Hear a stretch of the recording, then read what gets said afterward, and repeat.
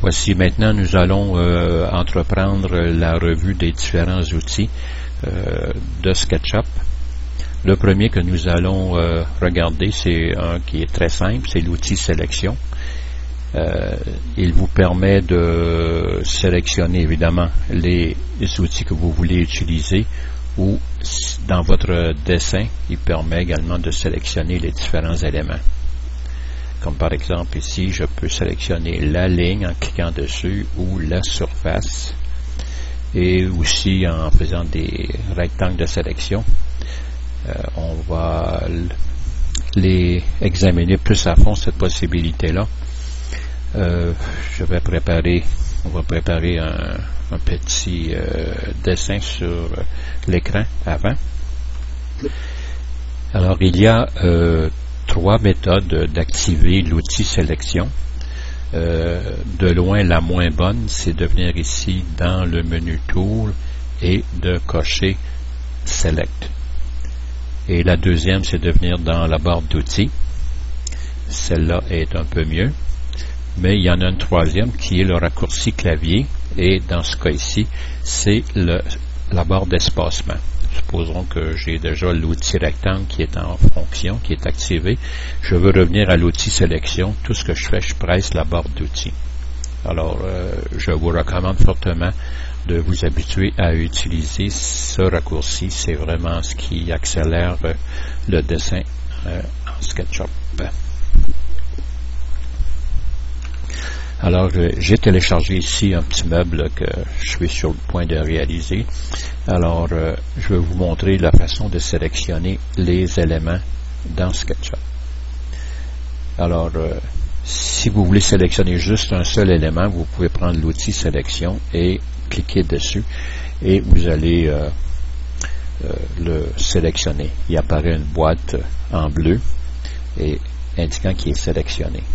Si vous voulez en sélectionner plusieurs, vous pouvez cliquer sur un objet et presser la clé CTRL et là vous voyez un petit signe plus. Alors tout ce que vous allez cliquer va être ajouté à la sélection. Ou vous pouvez peser sur la clé Shift et là vous avez le signe plus et moins. Alors si vous cliquez sur quelque chose qui est déjà sélectionné, vous allez le soustraire. Et si vous cliquez sur quelque chose qui n'est pas sélectionné, vous l'ajoutez à la sélection. Il va arriver parfois que vous voudrez vraiment enlever quelque chose à la sélection. Alors à ce moment-là, vous pesez sur CTRL et la clé Shift. Et là, vous n'avez que la possibilité d'effacer des choses, d'enlever des choses à la sélection. Alors, c'est une chose qui est importante à retenir également. L'autre méthode, c'est que vous pouvez faire un rectangle de gauche vers la droite. Et là, vous sélectionnez tout ce qui est entièrement compris dans le rectangle. Alors là, j'ai tout sélectionné, sauf le plancher. Si je fais un rectangle de sélection de droite vers la gauche, je sélectionne tout ce que le rectangle touche. Vous remarquez ici que le rectangle a touché au plancher, il a touché à cet ensemble-là, mais n'a pas touché à ce côté-là ici. Donc, à retenir, un rectangle soit comme ceci, sélectionne tout ce qui est à l'intérieur, ou encore comme ceci, et un rectangle qui se fait de droite vers la gauche, sélectionne tout ce que le rectangle touche. Voilà pour l'outil de sélection. Nous avons ici l'outil gomme ou efface.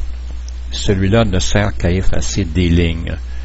Alors, je vais revenir à un dessin plus conventionnel.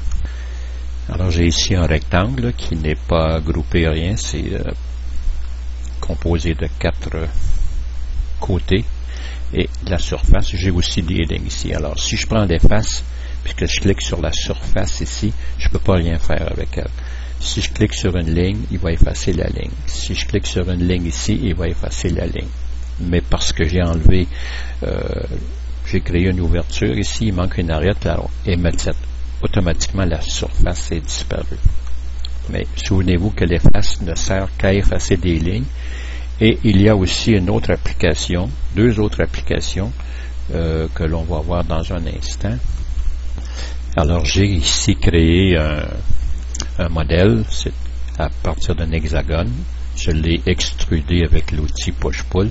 Et maintenant, avec l'outil gomme, si je presse la clé contrôle du clavier en même temps, je fais ce qu'on appelle adoucir les arêtes. Donc c'est des rentes un peu plus... on va enlever la géométrie cachée par exemple. Là. Voilà. Alors vous voyez, on peut adoucir les arêtes. Autrement dit, on crée des arrondis. Par contre, ça c'est en pressant la clé contrôle en même temps. Si maintenant, au lieu de la clé contrôle, je presse la clé shift, bien, je ne fais que masquer la ligne. Voilà. Je n'adoucis pas. OK? Voilà. Alors maintenant, c'est l'outil crayon. Je pense que celui-là, il est assez facile. Alors, vous cliquez une première fois pour fixer un point de départ et vous pouvez relâcher le bouton et simplement déplacer dans la direction souhaitée. Vous remarquez évidemment les inférences, comme on a parlé précédemment, et vous cliquez une deuxième fois. Vous pouvez entrer au clavier sans vous déplacer, sans déplacer le pointeur, vous pouvez entrer une longueur. Ici, je vais rentrer 10 au clavier, suivi de Enter, et la ligne se complète. Okay? Vous pouvez aussi modifier le comportement de la souris. Là, vous avez remarqué que je fais une ligne ici, et j'ai pas besoin de cliquer une autre fois. J'ai cliqué pour terminer, mais il continue la ligne continuellement. Je clique une fois, je clique une fois, je clique une fois, ainsi de suite. Vous pouvez ici en venir dans le mode, dans les préférences ici. Alors on vient dans le menu préférences et puis dans Drawing et puis on met juste cette option-là ici, Click, Move and Click. Et là maintenant on va regarder ce que ça donne. C'est que je clique une première fois pour démarrer une ligne. Je clique une deuxième fois pour la terminer et je suis libéré. Vous cliquez une fois pour partir et vous cliquez une deuxième fois pour l'arrêter. Je repars une ligne, et ainsi de suite. Regardons maintenant l'outil rectangle. Alors, cet outil-là comporte 2 points, le point de départ, et ensuite on se déplace diagonalement, et vous cliquez une deuxième fois pour terminer. Comme mentionné précédemment aussi, on peut voir apparaître des infobulles. Alors, j'ai ici, pas facile, là je suis carré. On a l'impression que ça ne l'est pas, mais si je me mets plus de face sur le dessus, on voit que c'est carré. L'outil cercle, lui, a plus de particularités. Alors, SketchUp, pour fabriquer des cercles, pour créer des cercles, utilise plusieurs segments. Avec SketchUp, il n'y a pas de cercle parfait. Alors, il faut absolument, il les compose en plusieurs segments, comme ici, je pense que je n'ai 1, 2, 3, 4, 5, 6, 7, 8, 9 et 10. C'est un 10 segments.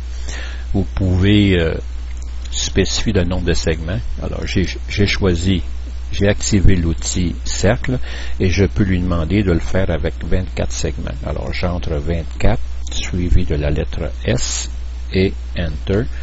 Et le cercle que je vais faire va avoir 24 segments. On remarque qu'il est pas mal plus parfait, mais ce ne sera jamais un cercle parfait. Vous pouvez aussi spécifier le rayon. Alors, je clique, je commence mon cercle. Alors, il est à 24 segments. Vous voyez dans la fenêtre VCB ici, là, le rayon. Alors, je peux, avant même de cliquer, je peux lui dire que je veux un rayon de 20, suivi de la clé Enter, et le rayon va être complété à 20. Vous pouvez, si vous n'entreprenez pas une autre opération, vous pouvez toujours changer le nombre de segments ou le rayon. Je peux passer un rayon de 10, suivi de la lettre suivi de Enter, et il va être à 10. Je peux passer à 6 segments. Si je rentre 6, suivi de la lettre S et de Enter, ça va être un cercle de 6 segments. Je pourrais même faire un cercle de 3 segments, mais qui serait en réalité un triangle. Voilà. C'est à peu près la même chose avec aussi l'outil polygone qui est ici.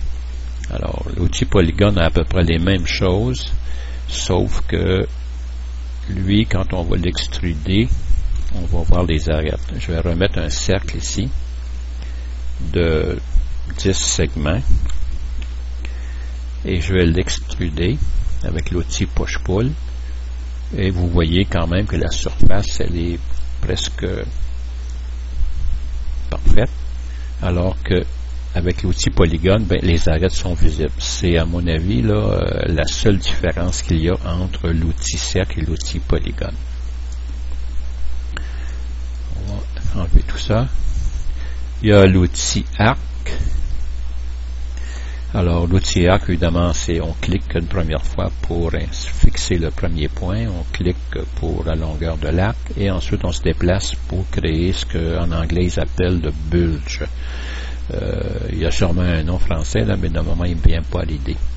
Encore là, vous pouvez entrer le nombre de segments. Si je lui dis, mettons 3 segments pour que ce soit évident, j'entre la lettre 3, le chiffre 3 suivi de la lettre S et Enter, et mon arc est fait de 3 segments.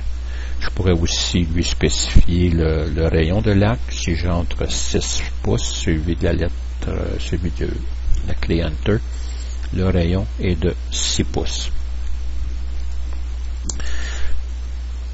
Regardons maintenant l'outil main libre. Alors lui, évidemment, vous cliquez puis vous vous déplacez. Ça peut être utile des fois pour reproduire le profil d'une image, parce que on l'a pas mentionné encore, mais il est possible dans l'outil, dans le menu ici, Import, on peut aller chercher une image et puis on peut à ce moment-là recréer le profil de cette image-là. Nous avons passé ici en revue l'ensemble des outils qui servent à créer des géométries, sauf évidemment la gomme. Ça ici, c'est l'outil pour appliquer de la texture. On y reviendra un peu plus tard. Nous allons entamer maintenant les outils de modification ou d'édition de la géométrie. Alors, on va, mettons, se créer ici un cube. Voilà. Et puis un autre cube.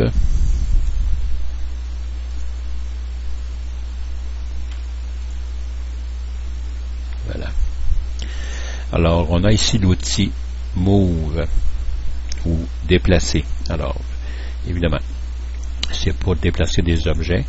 Je peux l'activer, évidemment. On peut toujours les activer à partir d'ici, mais ça, c'est la chose à ne pas conseiller. C'est vraiment long. Le raccourci le plus rapide, c'est M pour Move. Alors, si j'active la clé M et que je me viens sur une arête ici et que je la déplace, on fait un Move. Et je pense que vous pouvez peut-être voir l'infobulle qui me dit que mon déplacement se fait selon l'axe rouge. Et on voit aussi une petite ligne rouge. Je ne sais pas si en mode vidéo, plus tard on va le voir, mais voilà. Vous pouvez par contre, si vous remarquez, là j'ai activé la clé Move, l'outil Move, et ensuite je suis venu me déplacer sur quelque chose. Je pourrais très bien prendre cette arête-là ici. Alors, contrairement à l'autre possibilité, c'est de sélectionner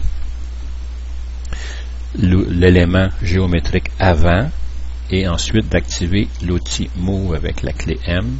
Et on a la même chose. Alors, c'est deux méthodes d'activer l'outil Move. Maintenant, quand vous voulez vous déplacer d'une manière choisir la bonne direction, j'active la clé Move, l'outil Move, alors, et à ce moment-là, je clique un point. Si je veux emmener ce point-là à celui-ci, alors je clique ici. Et là, je peux me déplacer. Alors, vous voyez la ligne rouge qui est là, ça veut dire que je suis selon l'axe rouge. Je peux geler cette direction-là avec la clé Shift. Alors, je peux me déplacer maintenant n'importe comment et il va seulement se déplacer selon l'axe rouge.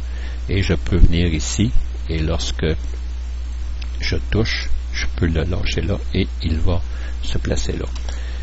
L'autre possibilité aussi que j'utilise souvent, c'est j'ai la clé Move, j'ai l'outil Move activé, c'est que je presse une clé de flèche là, sur le clavier. Si je presse la clé de droite, je vais me déplacer selon l'axe rouge. Alors, je presse la clé flèche droite et encore là, je vais me déplacer selon l'axe rouge. Si je presse la clé flèche gauche, à ce moment-là, je vais me déplacer selon l'axe vert. Alors, peu importe où je mets mon pointeur, je me déplace seulement selon l'axe vert. Et finalement, si je presse la clé flèche vers le haut ou vers le bas, je vais me déplacer verticalement. Voilà. Puis une chose intéressante aussi, c'est que si vous pressez la molette de la souris et en même temps la clé Shift, vous pouvez faire un déplacement ici pour peut-être venir rejoindre une géométrie que vous ne voyez pas. Une autre particularité de la clé Move, c'est que j'active Move et si je presse un coup la clé Contrôle, vous voyez apparaître le signe plus. Alors c'est une façon de faire une copie. Alors je prends un point de référence et je me déplace et voilà une copie de l'objet. Et si on va recommencer cette opération-là. Ici, j'ai encore une fois, je presse la clé plus, la clé contrôle, et je fais un déplacement. Et si j'en voudrais 5 de ces objets-là, là, alors je tape 4, suivi de la lettre X, et je entre Enter, et voilà, il en a rajouté 4 autres. Il les a espacés à la même distance du déplacement que j'avais fait en premier. Une autre possibilité, c'est que maintenant que je sélectionne cet objet-là, je fais la clé Move, je presse la clé Contrôle et je me déplace maintenant, mettons, dans cette direction-là, à une certaine distance, et j'en voudrais 4 entre ce point-là et ce point-là. Alors j'entre bord penché, suivi de 4, et il va en mettre 4 espacés également. Alors, c'est une chose très intéressante pour créer des copies et de les positionner en même temps. Alors ici, j'aimerais vous faire une démonstration d'un positionnement avec précision. Alors, pour les besoins de la cause, là, j'ai 3 objets que j'ai déplacés. J'ai placé un peu à des endroits différents, en hauteur et en X et en Y, si vous voulez, ici. Alors, voyez-vous, ils ne sont pas tous sur la même chose. Alors, j'aimerais, par exemple, prendre ce cube-là ici, une copie de ce cube-là, puis l'emmener, ce point-là ici, l'emmener à ce point-là ici. OK? Alors, ce que je fais, je prends cet objet-là, Move, Contrôle, je clique sur ce point-là, et je peux essayer tentativement, si vous voulez, de venir le placer. Il y a des fois, ça va bien fonctionner, mais vous allez voir que des fois, c'est pas facile. Alors, ce qu'on fait, je presse la clé flèche vers le haut, et là, je m'en viens me placer à ce point-ci. Ensuite de ça, je reprends ce point-là, et avec la clé, disons, flèche vers la droite, je l'emmène à ce point-là, et finalement, encore une fois, ce point-là et la clé flèche vers la gauche et je l'emmène ici et le cube devrait être bien placé à l'endroit où je voulais le placer. Alors, en utilisant les flèches du clavier, vous pouvez vous déplacer avec précision. Alors, l'outil suivant que nous allons examiner, c'est l'outil qu'on appelle Push-Pull pour extruder une surface. Alors, nous allons nous créer une géométrie. On va, voilà. L'axe rouge, l'axe vert, pardon. Voilà. Comme ceci. Alors, j'active l'outil Push-Pull et lorsque je me présente devant une surface, on voit qu'elle change de texture. Alors, vous cliquez une première fois. Vous n'êtes pas obligé de maintenir la souris pressée, mais vous pouvez la maintenir pressée. Et là, vous vous déplacez. Et vous n'avez pas le choix parce que le déplacement va toujours se faire perpendiculairement à la surface. Si je clique ici, même si je me déplace comme ceci, là, elle va se déplacer toujours perpendiculairement à la surface. Je vais rajouter une autre petite géométrie sur le côté ici. Et puis on va en faire une certaine hauteur. Je vais vous montrer aussi une autre possibilité. Alors, je voudrais emmener cette surface-là à une certaine hauteur. Mettons que je rajoute ici aussi une ligne ici, tiens. Voilà. Alors, je prends l'outil push-pull et je viens sur cette surface-là, puis là, je peux me promener, là, mais si je voudrais l'emmener à cette hauteur-là, j'ai juste à me pointer ici, et je suis sûr qu'elle va être à la même hauteur que là. Alors, vous avez bien vu. Alors, je clique, et je l'emmène ici. Si je veux l'emmener à cette hauteur-là, je me place ici. Vous pouvez vous déplacer sur la surface aussi. Et voilà, je suis sur la surface ici, et il devrait, si je clique à cet endroit-là, elle devrait être... Hein? Qu'est-ce qui se passe là? C'est pas vrai là? Mais non. Alors, je clique ici. Et si je viens ici... Ah ouais, là, ça voilà, c'est correct. Je sais pas pourquoi là, mais... On va enlever ceci. Il y a une autre possibilité aussi. Ça peut être intéressant dans certaines occasions. On n'entrera pas dans les détails trop, mais j'active la clé, l'outil push-pull, et je presse la clé contrôle. Et là, vous allez remarquer que ce qu'il va faire, c'est qu'il est parti d'une autre surface ici. Alors, j'ai comme créé une autre géométrie, si vous voulez. Alors, je pourrais même ici faire ceci. Et si je presse la clé contrôle, voilà. Parce que si je presse pas la clé contrôle, il ne crée pas cette ligne de départ là. Et oh. Je recommence. OK, mais si je presse la clé contrôle, voilà. Ça peut être utile éventuellement lorsque vous voulez créer une patte profilée. Faisons-en un exemple. J'enlève ceci. Je pars avec un rectangle d'une certaine dimension. Mettons 2 pouces par 2 pouces. Oh là là, ça c'est pas gros, hein? Alors on va faire un zoom out, un zoom extend. On va le rapetisser un petit peu. Alors on prend l'outil push-pull et puis je le monte, mettons, à 24 pouces. On va faire un zoom extend. Et puis pour le haut de la patte, là, vu qu'il voudrait qu'il soit différent, je fais un push-pull encore, mais je presse la clé contrôle et je mettons 4 pouces. Ouais, mettons 4 pouces. Voilà. Et là, si je voudrais modifier juste la partie du bas ici pour la rendre effilée, ben là, je pourrais, là c'est juste une petite démonstration, là, je vais passer en mode rayon X et je vais sélectionner seulement le bas ici.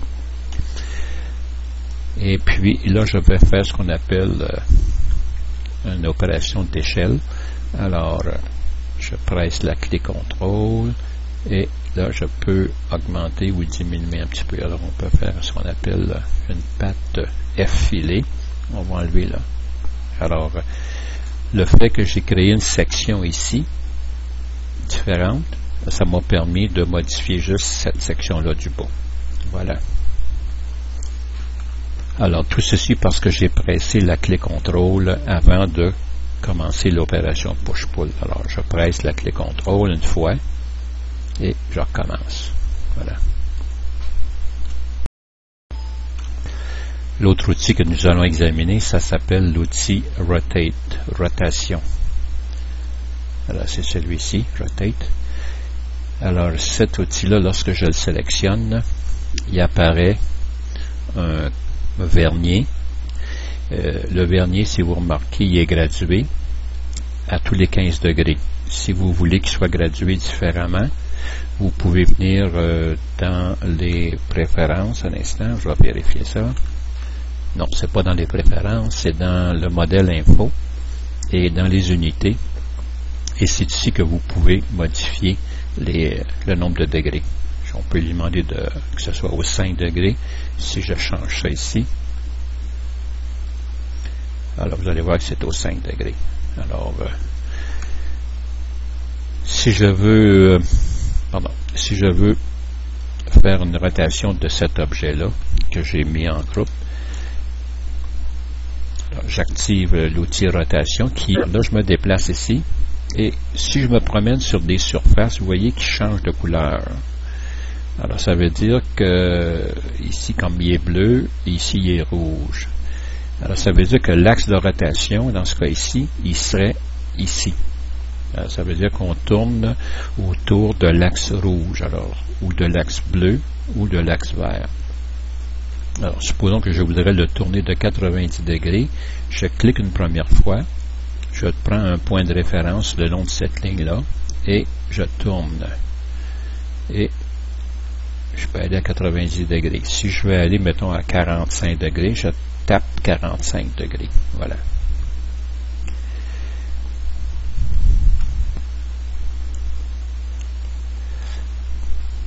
On va défaire ça, on va effacer ceci et on va juste créer, mettons, une ligne de 10 pouces, mettons. Et puis maintenant, on va la terminer. Et je la sélectionne et je voudrais en faire des copies. C'est un peu la même chose comme on a fait tantôt là, pour des copies multiples. Alors, je prends l'outil rotation, je presse la clé contrôle, j'ai un plus qui apparaît. Alors, je clique le point central qui est au bout de la ligne et puis je prends un point de référence quelque part ici et je lui dis de tourner ça d'un certain nombre de degrés et si je lui dis 5x, il va en faire 5. Si j'en dis 10x, ça va être 10. Alors il y a possibilité à ce moment-là de faire des copies multiples. La même chose aussi, si je prends ceci et que j'active l'outil rotation qui est la lettre Q, je prends un point de référence et je tourne de certain nombre de degrés. Oh, pardon, j'ai oublié de mettre la clé de. OK. Alors je la tourne. Je la place à cet endroit-là, mais si je dis maintenant la barre penchée à droite, suivi de 5, il va en mettre 5 entre ce point-là ici et ce point-là. Alors, ce sont des choses à retenir. Voilà. Un autre outil de modification de SketchUp, c'est l'outil Follow Me. Alors, on va se créer une petite géométrie. On revient souvent avec le cube, mais c'est lui qui est le plus facile à faire. Alors, si on voudrait créer un petit chanfrein tout le tour ici, on pourrait, avec l'outil Follow Me, le faire, mais auparavant, il faut créer ce qu'on appelle la petite surface à extruder. Alors, on veut créer un chanfrein tout le tour. Alors, il y a plusieurs méthodes d'utiliser l'outil Follow Me. Une première, ce serait d'activer l'outil et ensuite cliquer sur la petite surface là, et ensuite de lui faire suivre la trajectoire. Et si je m'arrête ici, par exemple, où le chanfrein a été fait jusqu'à l'endroit où je me suis arrêté. L'autre méthode, c'est de sélectionner soit les arêtes. En faisant la clé CTRL, on peut augmenter, ajouter des surfaces. On va le faire tout le tour. Là, j'active l'outil Follow Me et je clique. Et puis, il l'a fait. Remarquez qu'il n'a pas fait ce petit bout-là parce que je n'avais pas sélectionné cette ligne-là. Alors, on recommence. J'avais sélectionné cette ligne-là, cette ligne-là et celle-ci.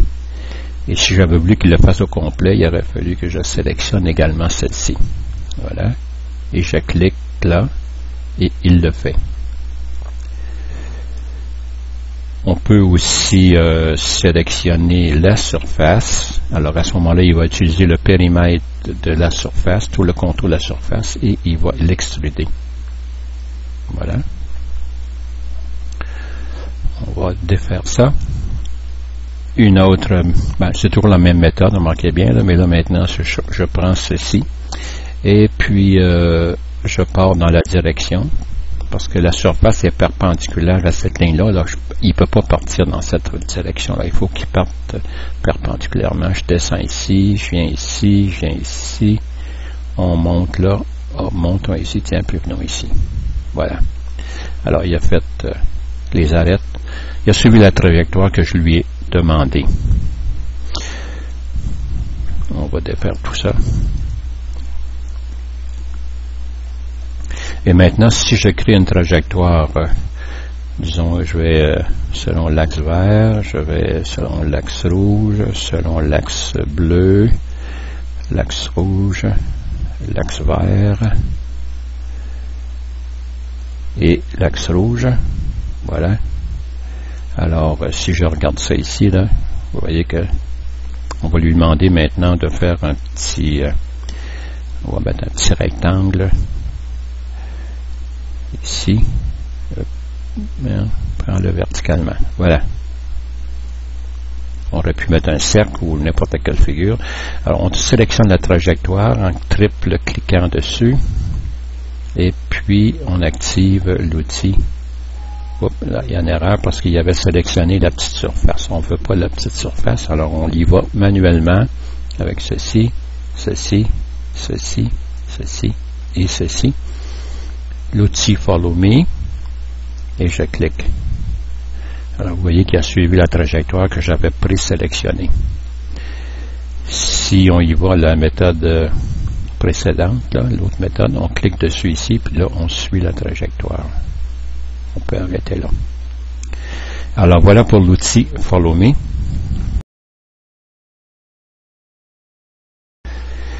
L'autre outil de modification, si vous voulez, ou d'édition de géométrie, c'est l'outil Scale ou échelle. Alors on va se créer encore une fois un petit rectangle et même un petit cube. On va l'extruder. Voilà. Disons, avant d'utiliser cet outil-là, ici, je vais vous... non, c'est ce qui va suivre. OK, on reste comme ça. On laisse ça comme ça. Alors, si vous voulez modifier la grandeur de cet objet-là, le mettre à l'échelle, si vous voulez, alors on peut très bien le sélectionner au complet en triple cliquant ou bien en faisant un rectangle comme ça. On active l'outil échelle et là, vous voyez apparaître une multitude de poignées. OK? Alors, avec l'échelle, avec cet outil échelle-là, ici, si je m'installe ici, c'est qu'on va étirer cette face-là ici, dans cette direction-là, et c'est à partir d'ici. Alors, je vais juste le faire pour que vous le voyez bien. OK. Si je le fais à partir d'ici, il va le faire, pardon, allez voir qu'est-ce qu'il va faire. Il agrandit au complet dans toutes les directions, c'est-à-dire dans la longueur, mais à partir de ce point-là ici. Si je le fais ici, ce point-là est fixe et tout le reste s'agrandit. Si je presse la clé CTRL et que je tire, vous allez voir qu'il le fait symétriquement à partir du centre. Encore une fois, mais avec un autre poignet, il le fait à partir du centre et il augmente l'épaisseur tout comme la longueur.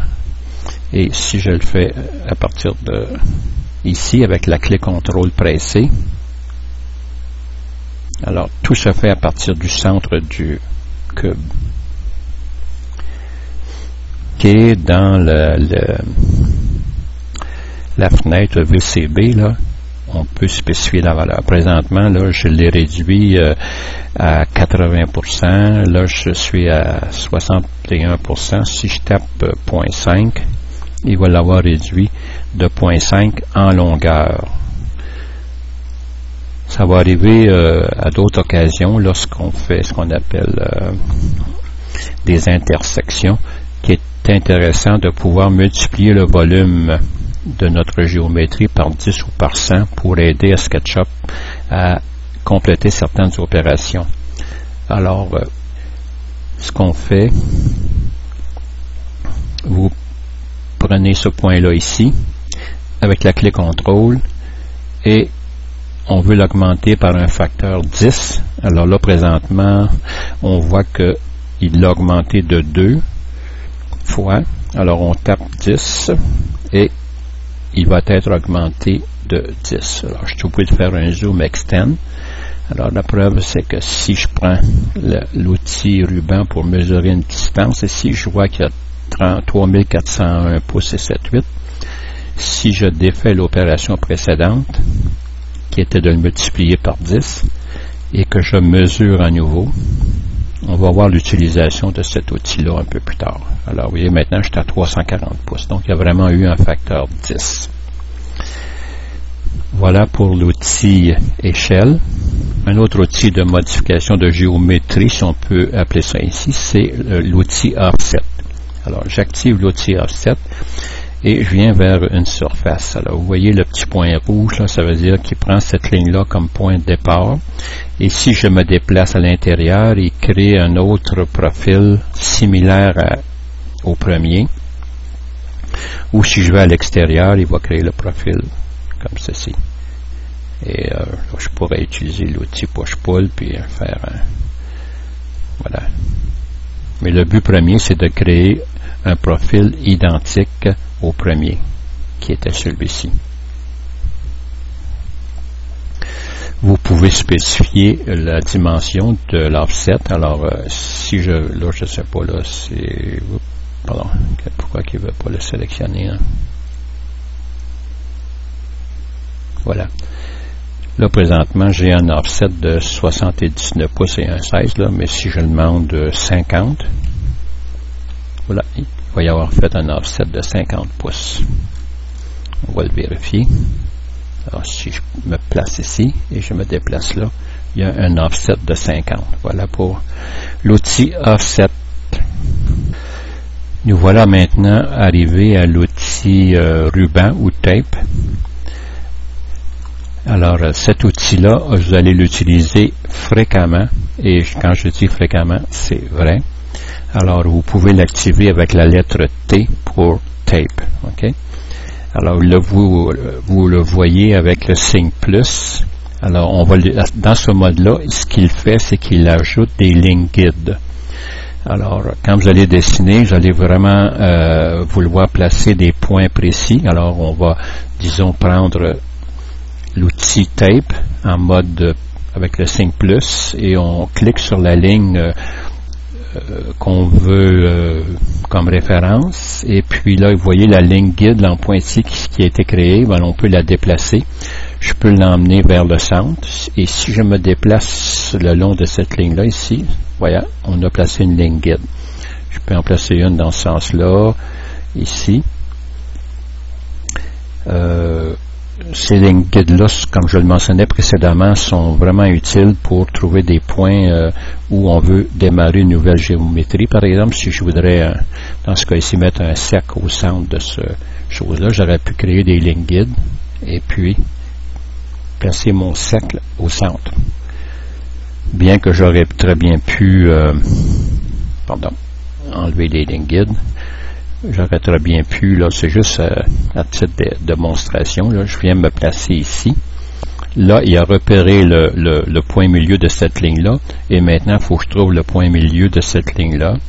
Il l'a trouvé. Je reviens vers le centre, et lorsque je suis placé au centre, vous voyez réapparaître l'autre petite poignée noire, là, ici, là, en bas. Alors là, c'est signe que maintenant, je suis au centre du rectangle, et là, je peux faire... Voilà, c'était juste un petit apartheid, là. On revient à l'outil tape. Alors, c'est pour créer des géométries. Des lignes guides, pardon. Alors, je descends ça ici, je fais des lignes guides. Je peux reprendre cette ligne guide-là ici, la descente d'un pouce. Alors, un pouce, c'est peut-être pas assez parce que l'échelle, présentement, est assez élevée. On va mettre 20 pouces. Alors, il l'a déplacé de 20 pouces. Si vous pressez la clé contrôle, le signe plus disparaît. Et à ce moment-là, vous pouvez l'utiliser tout simplement comme ruban à mesurer. Mesurer la distance ici, j'ai 204 pouces. Ici, je devrais avoir 224 pouces. Ici, je devrais avoir 340 pouces. Voilà. Alors, on l'utilise pour mesurer. Si vous partez avec le ruban à mesurer, avec le signe plus, puis que vous cliquez sur un point, alors il va créer ce qu'on appelle une petite ligne guide là. Si je pars du midpoint ici, puis que je m'en viens dans cette direction là ici, évidemment, il crée une ligne guide. Mais quand c'est des points extrêmes, d'extrémité, voilà la ligne guide qu'il fait. Si je pars d'ici et je presse la clé flèche vers le haut, il va créer une ligne guide vers le haut. Voyez-vous? Alors, c'est pas mal ça l'utilité du ruban. On pourrait aussi rajouter le fait qu'on peut l'utiliser pour redimensionner votre modèle au complet. En supposant que ceci, au lieu d'être un cube, serait, je ne sais pas, là, peu importe, un meuble. Alors, vous pouvez l'utiliser en mode, encore une fois, de tape à mesurer, et vous cliquez cette ligne-là ici, vous mesurez la longueur. Présentement, là, ce cube-là, je l'ai modifié tantôt, il est 20 pouces, mais supposons que vous voudriez qu'il soit à 100 pouces, ben, vous tapez 100, et là, il va vous demander Do you want to resize the model? Okay? Alors, est-ce que vous vouliez redimensionner tout le modèle, pas juste un composant du modèle, tous les modèles? Si tu dis oui, là, il va l'agrandir. Et maintenant, ce qui était 20 pouces devrait être maintenant à 100 pouces. Voilà. Un autre aspect aussi, on n'a pas vu ça encore, mais disons que je l'explique ici là, parce que ça a à voir avec le ruban, le tape. Alors, on va créer un composant ou un groupe avec ceci. Alors, on va make a group, et puis on va en faire un autre ici, qu'on va mettre ça 10 par 10. Voilà. Et on va l'extruder un petit peu. On va aussi... non, on n'est pas obligé d'en créer un composant. Là, c'est différent. Si je ferais avec le ruban encore comme j'ai fait tantôt, si je clique ici, et ce que je clique ici, puis que je lui dis que je veux que ce soit 20, il va me demander, veux-tu redimensionner le modèle? Et si je dis oui, il va le redimensionner. Mais par contre, vu que ça c'est un groupe, si je veux éditer ce groupe-là, je double-clique dessus, et là je suis passé dans le mode qu'on appelle d'édition d'un groupe ou d'un composant, et si j'effectue la même opération avec ça ici, je mesure, j'ai 100 pouces, et je dis que je veux que ce soit 20 pouces. Là, maintenant, la question qu'il va me poser, c'est est-ce que tu veux redimensionner le composant ou le groupe? Si je réponds oui, ce qu'il va faire, c'est qu'il va redimensionner seulement lui. Il ne redimensionnera pas celui qui est là. Donc, c'est différent. C'est important de se souvenir de ça. Alors, le prochain outil, c'est l'outil dimension. Alors, son nom le dit assez bien, c'est que c'est pour appliquer des cotes. Alors, je clique une première fois sur le endpoint et je peux ajouter des dimensions. Je peux la mettre de même, je peux la mettre comme ça. Le fait que ceci n'est pas un groupe, alors chaque élément est indépendant ici, je peux, avec l'outil dimension, tout simplement cliquer sur la ligne et me déplacer de même, comme ceci, ou comme ceci. Ce qui n'est pas possible lorsque l'élément est un groupe. Alors, je vais en créer un groupe ou un composant, mais pour l'instant, on va en faire un groupe. Et si j'essaie les mêmes choses, il ne veut pas.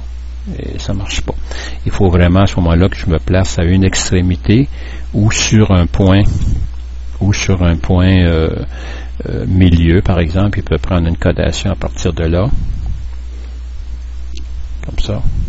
mais je ne peux pas faire comme tantôt, là, cliquer sur la ligne et générer la cote. Évidemment, vous pouvez programmer ces choses-là, la façon qu'il le fait. Si on regarde ici dans Modèle Info, et je viens choisir Dimension, on peut voir, on peut changer la grosseur des caractères. Mettons, je mets 18. Et puis, alors si je lui dis de sélectionner toutes les dimensions et d'appliquer ceci, il va changer les dimensions. On peut aussi, on va revenir en mode plus normal ici, là. On va mettre ça à 12. Select all dimension, update.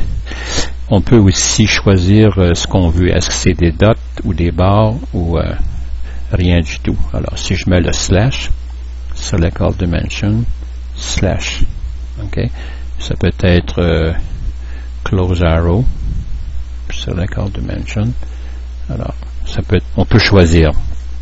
Vous pouvez aussi la possibilité de mettre l'information above, alors, ou à l'extrémité, outside, centered. Voilà. Pour les dimensions, le prochain outil, c'est le rapporteur d'angle ou protractor. Alors, on va se créer une géométrie quelconque. Et c'est un outil aussi qui sert à générer ce qu'on appelle des lignes guides. Alors, si je voudrais ici avoir une ligne qui est à 30 degrés avec cette ligne-là ici, autrement dit une ligne en quelque part ici, pour créer cette ligne guide-là, ici, j'active le rapporteur d'angle et je me place sur le point centre et ensuite je prends une référence sur cette ligne-là et là je tourne. Là présentement on est au 5 degrés. Alors si je veux quelque chose qui est à 30 degrés, je peux tourner jusqu'à temps que je le vois. Là j'y suis. Okay? Ou sinon je peux taper au clavier 30. Et là j'ai une ligne guide, ce qui me permettrait maintenant de placer maintenant une vraie ligne sur ici. Alors voici un autre exemple. On veut par exemple créer ici un chanfrein à 40 degrés, je ne sais pas. Alors on va chercher le protector, le vernier. Et là, je me déplace. Alors, évidemment, à chaque fois qu'il arrive sur une surface, il veut se placer sur cette surface-là. Vous pouvez la figer en pressant sur la clé Shift. Lorsque vous avez la bonne couleur, vous pressez la clé Shift et puis après ça, il ne fait plus cette folie-là. Là, je vais relâcher la clé Shift. Vous allez voir qu'il va suivre la surface. Alors, on va presser la clé Shift et mettons qu'on veut un chanfrein à partir d'ici. Et puis là, on prend un point de repère ici. Et 40 degrés ou 45, voilà. On a une ligne guide qui est là. Et on pourrait à ce moment-là créer rajouter cette ligne-là ici. Et peu importe qu'est-ce qu'on voudrait faire là. Peu importe. Voilà pour le vernier. Il est parfois aussi possible de modifier l'orientation. Ah oui, c'est ça. Alors, je recommence. Alors, si mettons que je me place ici et là je presse la clé, le bouton gauche, et ça, on peut modifier l'orientation de cette façon-là également. Voyez-vous? Mais j'ai toujours la clé pressée, la clé gauche, le bouton gauche pressé. C'est une autre façon de trouver l'orientation voulue. Regardons maintenant l'outil suivant qui est pour installer des étiquettes, si vous voulez, du texte. Alors, je l'active et je me place à quelque part et là, je m'éloigne. Et là, je peux rentrer l'information voulue. Et voilà. Si je veux le mettre sur une surface, peu importe, je clique 2 fois dessus. Et là, maintenant, je peux rentrer le texte. Et on peut également le déplacer. Alors, j'ai activé l'outil Move et là, je peux le déplacer. Je peux également éditer le texte en cliquant 2 fois dessus. Voilà. Il est également possible d'utiliser cet outil-là ici pour créer un texte à 3 dimensions. Alors, disons qu'on va on va écrire, tiens, bravo.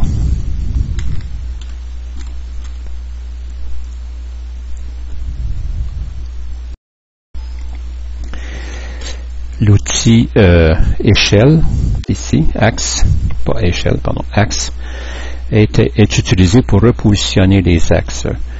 Disons que pour les besoins de la cause, on va faire une petite modification ici. On va juste déplacer ça selon l'axe des X pour l'exagérer un peu. Alors, présentement, cette ligne-là ici, elle est selon l'axe des X et ces lignes-là, l'axe des Y, l'axe vert, et ça c'est l'axe vertical. Alors, l'échelle présentement, pas l'échelle, mais les axes sont vraiment là dans ce sens-là. La preuve, c'est qu'on a la possibilité ici, dans Style, on va amener cette fenêtre-là devant l'écran, de choisir ici Edit, et puis il est possible de montrer la couleur des axes, c'est-à-dire que présentement, les lignes, pardon, ils sont toutes de la même couleur, mais si je lui dis maintenant de mettre les lignes selon la couleur des axes, alors à ce moment-là, vous voyez que les lignes qui sont verticales selon l'axe bleu, là, on va la rapprocher des axes ici. On va la ramener proche ici. Alors, cette ligne-là ici, elle est vraiment dans la direction de l'axe rouge. Cette ligne-là ici est vraiment dans la direction de l'axe bleu. Et puis vert. Par contre, celles-ci ne sont aucunement parallèles à aucune des axes. Alors, parfois, il serait intéressant, si on veut rajouter de la géométrie ici, il serait peut-être intéressant de repositionner les axes. Alors, ce qu'on fait, vous cliquez pour activer l'outil axe. Et là, vous voyez le point de départ, par exemple. On clique ici. On voudrait mettre l'axe rouge dans ce sens-là. Et on clique une 3e fois pour mettre l'axe bleu. Et maintenant, on pourrait vraiment bien travailler dans ce sens-là ici. Alors, si je mets un cube ici, on l'extrude. Pardon, ça ici, avec la clé P. En passant ici, là, le raccourci clavier pour cette commande-là, c'est P pour push-pull. Alors, vous voyez maintenant que ça ici, c'est selon l'axe vert, l'axe bleu, ça c'est selon l'axe rouge. Mais celles-ci ne sont plus selon aucun des axes, seulement, excepté celle-là ici. Et pour revenir en position normale, vous cliquez ici, n'importe où, sur un des axes, et vous cliquez sur Reset. Et les axes ont repris leur position d'origine. Alors, on va revenir ici, on va revenir à All the Same. Ça, c'est important de vous le rappeler peut-être parce qu'il y a des moments donnés où vous allez avoir des difficultés, vous allez voir qu'il y a une surface qui se fait pas comme il faut. Vous allez vous demander si la surface que vous souhaitez faire, si les lignes sont bien sur un même plan. Alors, à ce moment-là, c'est plus facile de le voir. Nous allons maintenant examiner ces quelques outils ici qui ont à voir avec ce qu'ils appellent, eux, la caméra. Alors, si je regarde ici dans le menu caméra, c'est l'outil Orbit. Le raccourci clavier, c'est O. Pan pour panoramique. Zoom, c'est Z. Field of View. Et puis, Windows, Zoom Windows, Zoom Extend. Et puis, il y a aussi, je ne les vois pas ici. Il y a ceux-là ici, la vue précédente et vue suivante. On va y revenir là-dessus. Alors, ces choses-là ici sont dans le menu caméra. Alors, le premier, c'est l'orbite. Je pense qu'à date, vous savez un peu ce que c'est, mais vous l'activez ici et avec le bouton gauche de la souris, contrairement à la molette, là. Avec le bouton gauche, vous pouvez très bien faire pivoter votre écran. Et si vous cliquez 2 fois ici, alors il positionne l'endroit au centre de l'écran. Si je veux ce point-là au centre de l'écran, je clique 2 fois et il est au centre de l'écran. Mais je dois avouer personnellement que je viens jamais chercher cet outil-là pour pivoter. Ce que je fais, c'est plus la molette de la roulette, de la souris. Tu pèses dessus, tu as la même chose. Okay? L'outil panoramique, c'est la même chose. C'est très rare que je viens le chercher. Ce que je fais le plus souvent, encore une fois, c'est avec la molette pressée et la clé Shift. Et comme je l'ai mentionné précédemment aussi, c'est que ce qui est intéressant, c'est que je peux entamer une opération de dessin. Et vu que ma géométrie que je veux rejoindre, elle est cachée, je suis en train de dessiner et je pèse la molette et la clé Shift et je peux continuer à dessiner pour aller terminer ma ligne. Alors ça, c'est une chose que vous devrez apprendre à maîtriser parce que la rapidité de dessin, d'exécution, c'est toujours en fonction de cette molette-là, de cette souris-là que l'on peut utiliser à profusion. Ça, c'est l'outil Zoom. Alors, vous faites glisser la souris avec le bouton gauche et vous faites un zoom dessus. Vous avez ici le zoom externe. Lui, là, c'est celui-là que vous allez utiliser le plus souvent pour repositionner votre modèle plein écran. Au besoin, retourner la molette dans le sens des aiguilles d'une montre. Et puis ici, ben, c'est la vue précédente. Alors, disons que je suis là. Si je fais ceci, on revient là. Il y en a 4 comme ça. Il peut revenir 4 revues en arrière ou dans l'autre sens, la précédente. Ici, pour l'instant, on n'utilisera pas ces choses-là ici. Enfin, je peux juste vous le mentionner là en passant. Pour ce qui est de celui-là, c'est de créer ce qu'on appelle une coupe. Alors, j'active l'outil et puis je m'en viens de me placer sur mon objet, soit là ou là. Mais là, si je clique ici, il va créer ce qu'on appelle un plan de coupe. Et je peux déplacer ce plan de coupe-là pour avoir une meilleure vue. Là, c'est selon l'axe vert. Alors, voyez-vous, là. Vous pouvez voir l'intérieur comme ça. Nous voici maintenant arrivés à un point très important sur l'utilisation de SketchUp. Si vous ne comprenez pas ou si vous ne respectez pas ce que je vais vous expliquer, vous allez avoir de sérieuses difficultés à utiliser SketchUp. Alors, disons que si je dessine, j'ai ici une géométrie qui n'est pas groupée. Si je dessine, mettons, un rectangle, là, ici, comme ça, peu importe, là. Et si je voudrais déplacer cette géométrie-là, mettons, verticalement, vous allez voir ce qui va arriver. Vous voyez que mon rectangle ou ma géométrie, elle est collée sur la surface. Et ça pourrait devenir un problème si jamais je voudrais la déplacer.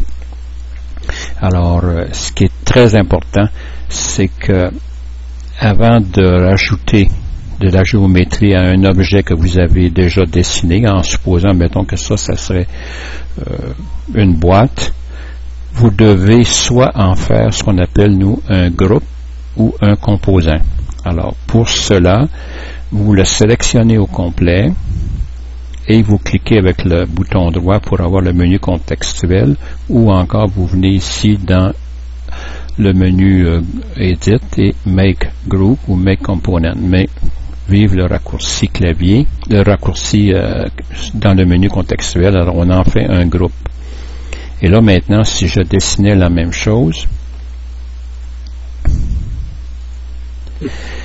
là si j'active la clé Move, l'outil Move, et maintenant que je clique sur la surface puis que je veux la monter, mettons, vers le haut, je suis capable de la monter. Elle n'est pas collée.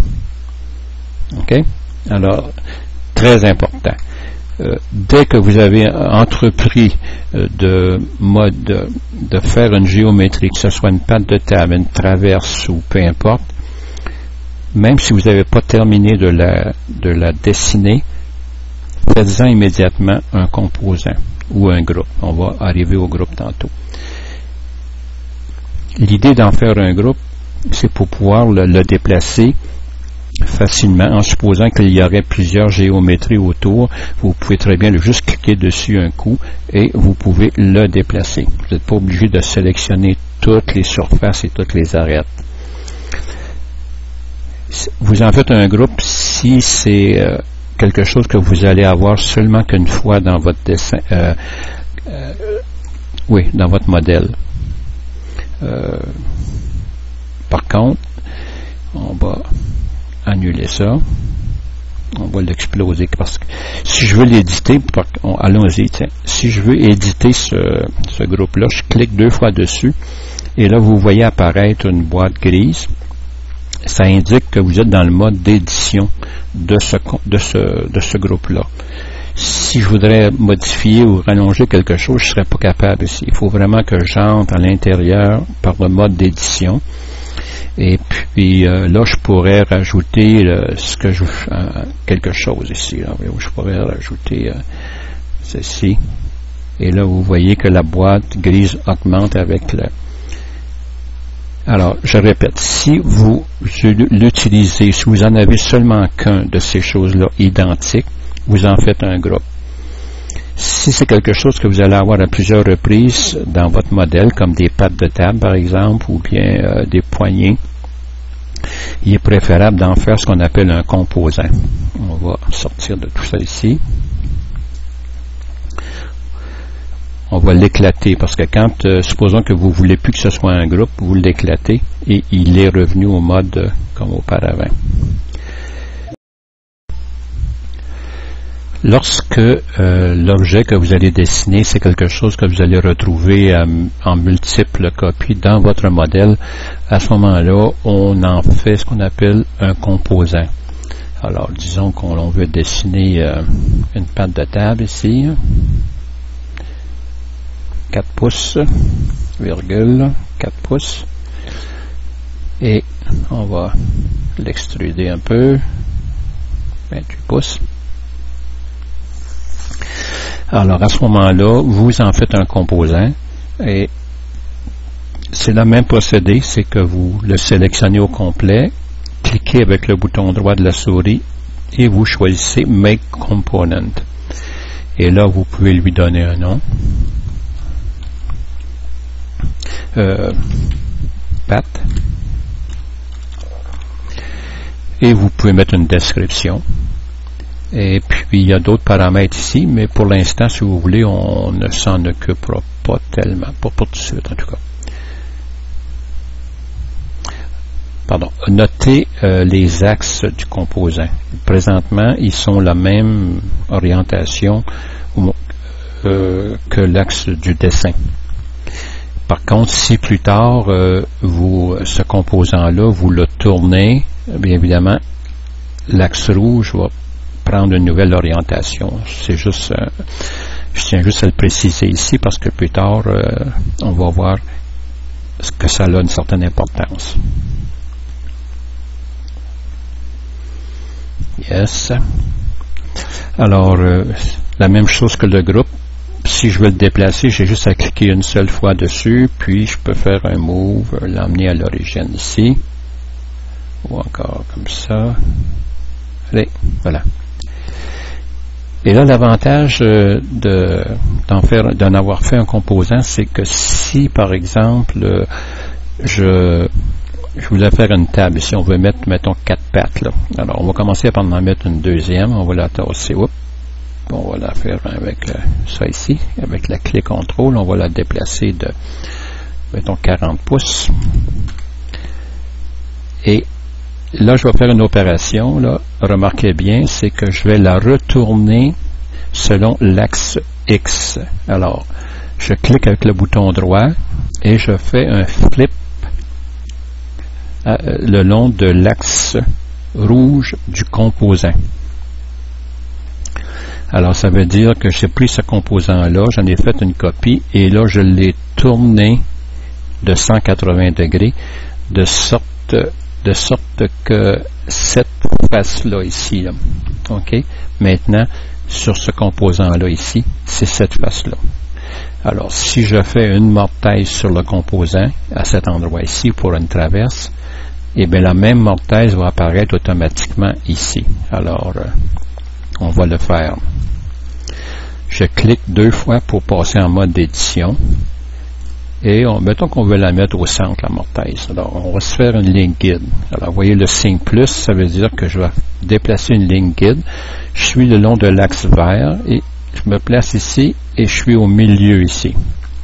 Et si je veux faire une mortaise de 1/2 pouce, je vais faire une autre ligne guide, je vais la tasser d'1/4 de pouce. Je tape 1/4 de pouce. Parfois, je trouve qu'il est plus vite de taper au clavier la valeur. Il se souvient que la dernière fois, c'était 1/4 de pouce. Remarquez bien qu'on aurait pu la faire plus grande et on va la partir à 1/2 pouce du haut. 1/2. Et on va faire la mortaise maintenant. Souvenez-vous, je suis en mode d'édition ici. Si je n'étais pas en mode d'édition, la mortaise n'appartiendrait pas à la patte. Alors, on va faire une mortaise ici. On va utiliser l'outil push-pull pour rentrer la surface à l'intérieur.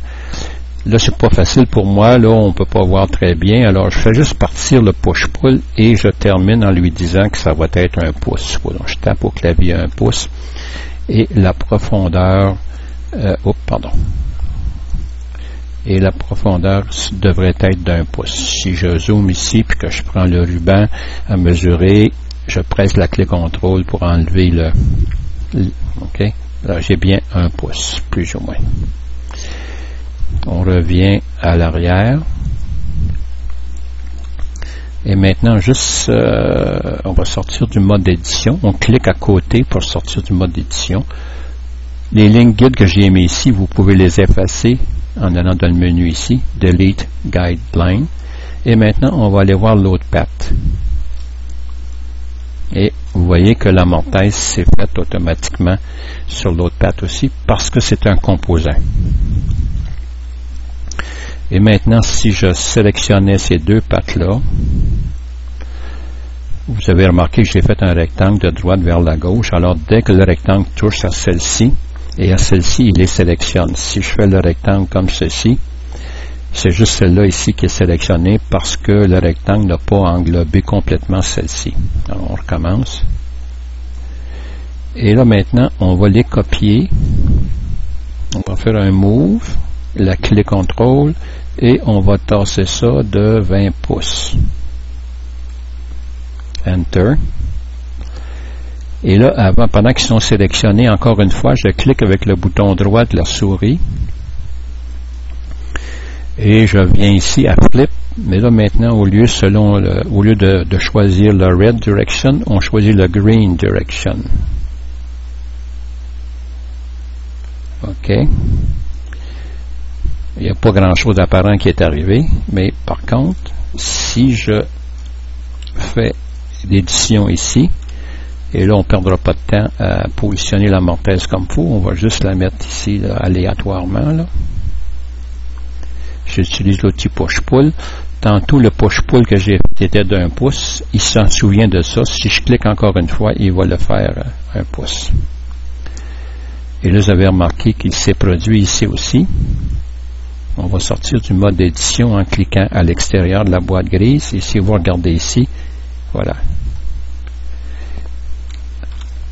Maintenant, une chose aussi importante, si jamais, vu que peut-être qu'il y aura d'autres géométries qu'on va dessiner sur les pattes arrière ou sur une patte, peu importe, là, on peut sélectionner cette patte-là et maintenant lui dire que celle-là, elle va être unique. Il va y en avoir juste une de ce modèle-là. Et à ce moment-là, je peux modifier les autres ici. Si je modifie celle-là ici, ça va modifier aussi celle-là et celle-là, mais ça ne modifiera pas celle-là. On va recommencer. Hop, bon, OK. là, je suis revenu au mode où les 4 pattes sont identiques. La preuve, c'est que, regardez, cliquez sur une patte ici, puis regardez Entité Info, et il me dit qu'il y en a effectivement 4 de ces composants-là. Et puis, leur nom, c'est pattes, ils sont sur la couche 0. Si maintenant, je sélectionne celui-ci et celui-ci, et que je lui dis de les rendre uniques,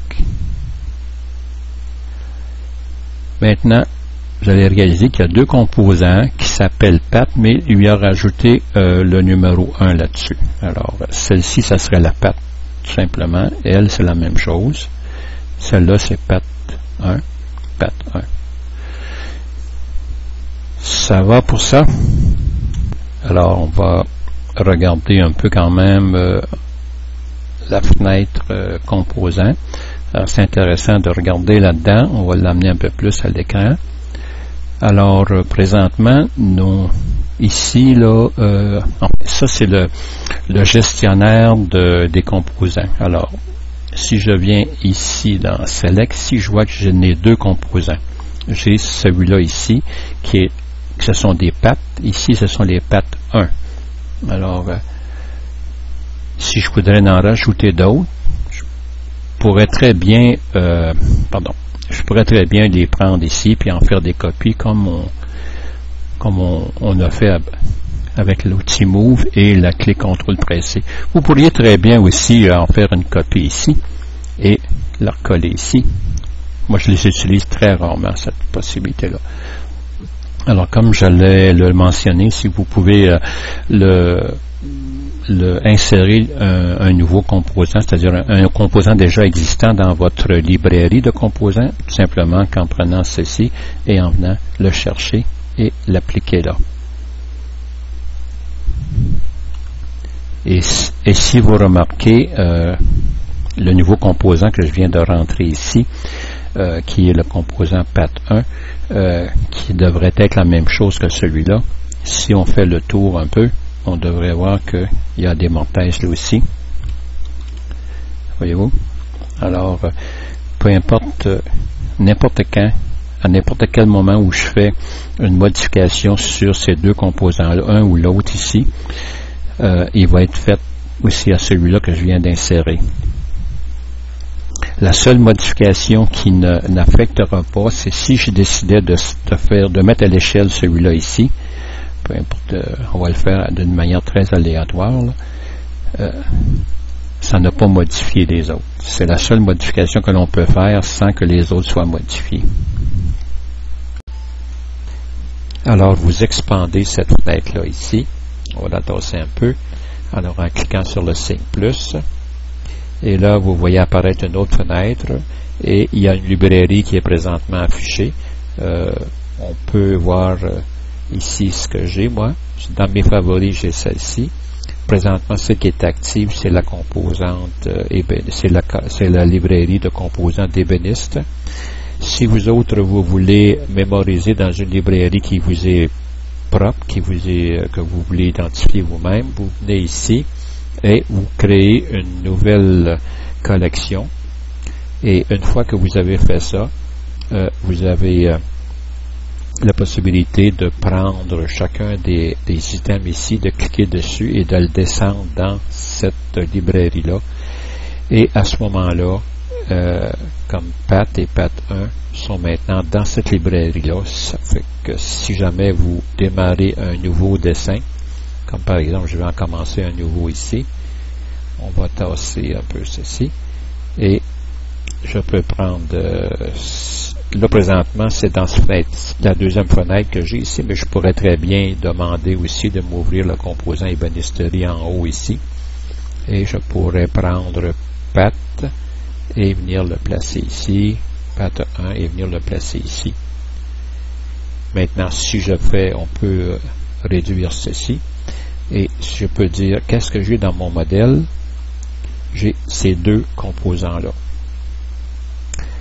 Alors, je pense que maintenant, ça peut terminer sur l'aspect... non, peut-être qu'on peut parler d'autres choses, parce que maintenant, avec la version 7, il est possible d'aller chercher des composants ou directement sur la banque de données ou la base de données de Google. Alors, si je tape ici, je voudrais aller chercher, par exemple, d'autres pattes. Je vais taper pattes. Bon, mettons leg, par exemple. Leg, en anglais. Voilà. Et je lui dis d'aller voir. Alors, il va dans la librairie de Google. Et puis, il me présente, je ne sais pas c'est quoi, là. C'est bizarre un peu, là, mais en tout cas, on va voir qu'est-ce que c'est.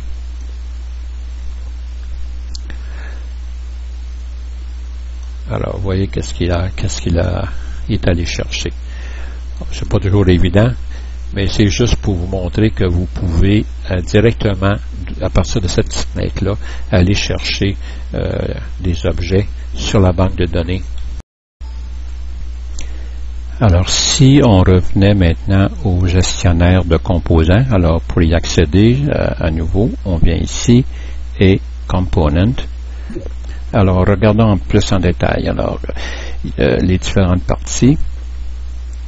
Ici, nous avons l'onglet Select, dans lequel nous sommes présentement. Alors, avec ceci, on peut afficher soit sous forme de petites icônes ou de plus grands icônes, ou encore avec tous les détails,